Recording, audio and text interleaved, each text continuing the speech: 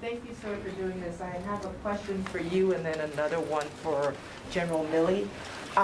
Mr. Secretary, perhaps it's possible that there's no exit from Afghanistan that would not have been chaotic, given what we now know, and for all the reasons that the administration has mentioned.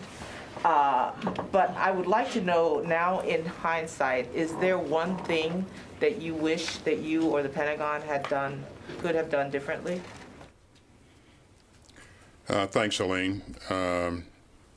I would just tell you that there hasn't been a single operation that I've ever been involved in where we didn't discover that there's something that we could have done better or more efficiently or more effectively. And I'd also say that no operation is ever perfect. I will tell you that we will do what we always do, and that is to look at ourselves and do after-action reviews, and we want to make sure that we learn every lesson that can be learned from this experience.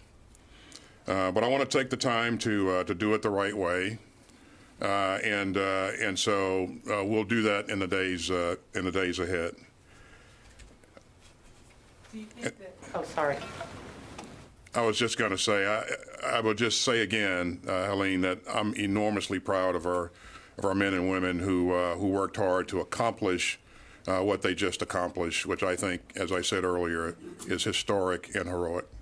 Go ahead. I think we should have maybe thrown out the book on the whole SIV. I mean, the previous administration did leave. I understand the Biden did put a lot of hurdles in the way of the SIV program that this administration had to then deal with upon arrival.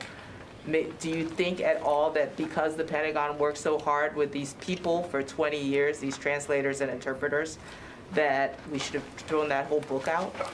What I would say, Helene, is that the SIV program is obviously not designed to accommodate what we just did in evacuating, over 100,000 people. And so perhaps this program should be looked at going forward.